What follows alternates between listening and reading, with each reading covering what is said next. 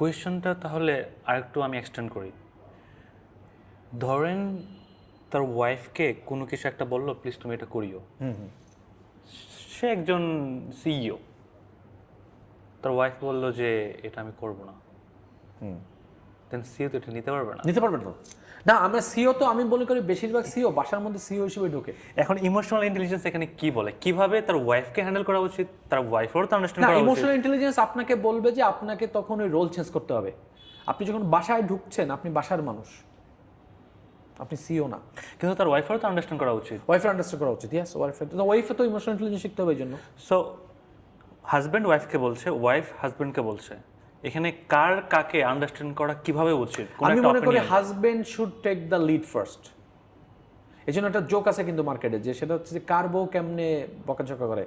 টিচারের বউ বলে আমার সাথে মাস্টারি করো না, লয়ারের বউ বলে আমার সাথে আইন ফলায় না। দেখেন ইন্টারেস্টিং কিন্তু, অ্যান্ড অ্যাকচুয়ালি কিন্তু মজা করার কিছু না, এটা কিন্তু রিয়েলিটি। কারেক্ট। রিয়েলিটি। তার মানে আমার বউ যদি আমাকে বলে আমার সাথে মাস্টারি করো না, তার মানে কি? তার মানে I am trying to be master there. No, I can not be. আমার সন্তান যদি আমাকে বলে বাবা আমার কাছে কিন্তু তুমি লেকচার দিও না, তাহলে কিন্তু সে আমার ইমোশনাল ইন্টেলিজেন্ট না আসলে। So these are actually science or symptoms to understand যে আমি আসলে আমার পরিবারে আমার পরিচয়কে। আমি একটা এক্সাম্পল দিই, হয়তোবা আমি প্রত্যেকের মানুষ কিন্তু নিজেকে ওভার এস্টিমেট করে, আমি দেখেছি, আমিও করি হয়তোবা। বাট আমি আমার সন্তান পালনের ক্ষেত্রে আমার ওয়াইফকে বলছিলাম, আমার বড় সন্তান যখন ছোট ছিল, আমি বললাম যে ও যেন না বোঝে যে আমি একজন প্রফেসর। সো ও আমাকে এসে জিজ্ঞেস করতো, বাবা তুমি কি এবিসিডি পারো? আমি হ্যাঁ পারি তো বাবা। বলছে ও আচ্ছা আচ্ছা, দেখছো আমি শিখছি। আমি হ্যাঁ। তো I made a good relationship with my two sons, আলহামদুলিল্লাহ। আমার ছোটো ছেলেটা এখন আস্তে আস্তে জানতেছে আমি অনেক কিছু পারি।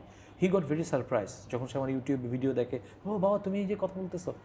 সো বাট ওরা কিন্তু জানে ও শুধু পিওরলি ফাদার হিসেবে। আর আমি ওদেরকে বুঝতে আমি মানা করছি যে লাইক যে না, বিকজ এটা কিন্তু আপনার সন্তানের উপর অনেক বেশি ইম্প্যাক্ট ফেলে আসলে।